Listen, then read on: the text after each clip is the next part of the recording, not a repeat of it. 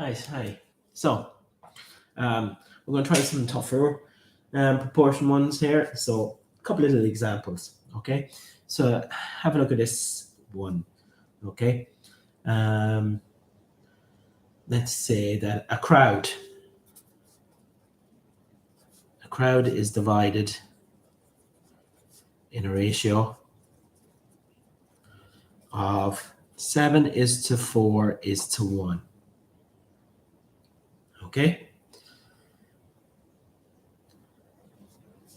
If the middle group, that's the 4, has, let's say, 960 members,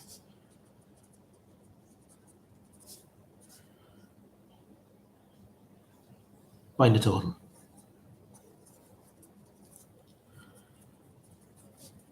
group. So, let's have a gander of it.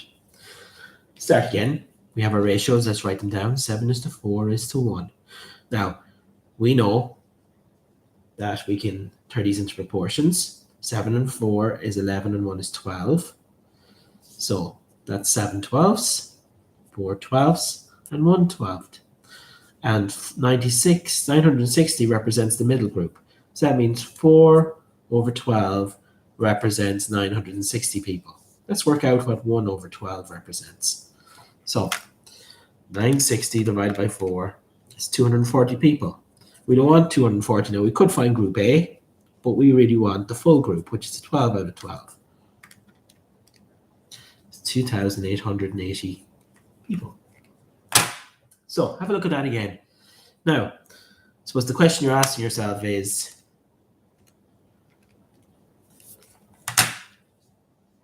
how am I doing this? There's my original ratio. That means each part has that amount. We're turning them by adding them up to get a total.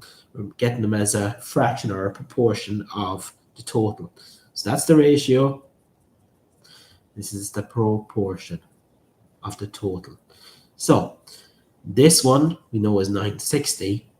So 4/12 is 960. Then 1/12 is 4 into 960, which goes 240 times. And then the full amount, which is the 12 out of 12, would be 240 times 12, which is 280. Now, if you remember correctly, I said that if you add the lowest number ratio up, it should be a factor of 2280. And of course, I just checked there, and it is. It is a factor of it. So that little trick at least helps you indicate it. Right, we'll try another one.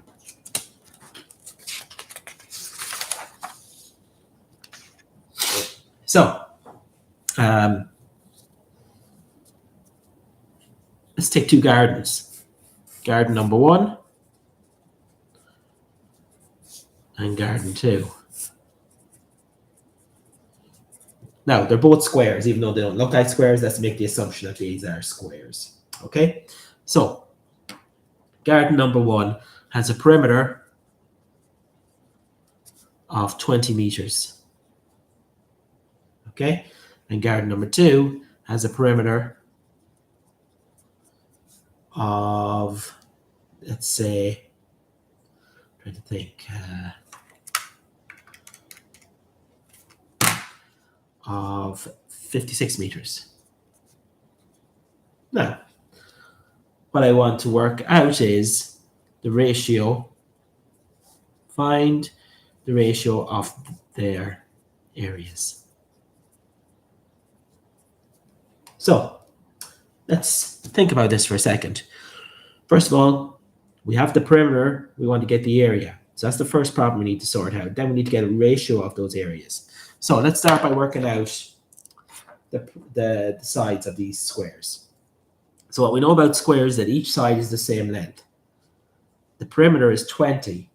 There are 4 sides. So those 4 lengths, perimeter means the total of all the sides as a sum, as an add. So we must add up 4 numbers that are equal, because equal sides in a square, to give me 20. So each side must be 5 meters. Now, similarly, we have a perimeter of 56. That means 4 equal numbers must add up to 56. So if you divide it by 4, you get 14 meters.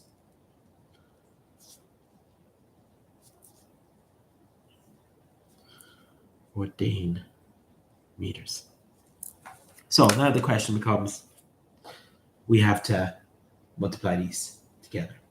Okay, so let's get the areas. Area is length by width. So 5 5s, there's 25 square meters for this one. And then 14 squared is 196 square meters. Now, that's 25 is to 196. Let's check, can we make it smaller? Is the only number that will divide by is 1 or 25. Sorry, 1 or 5 or 25. That's not divisible by 5 or 25. It's only divisible by 1, so it's in its lowest ratio. Okay, cool. So there's just 2 other little examples of how to do it. Okay. So one last one.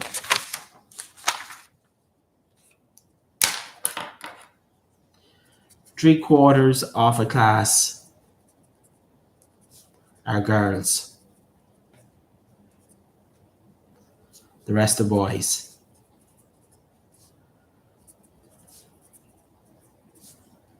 What is the ratio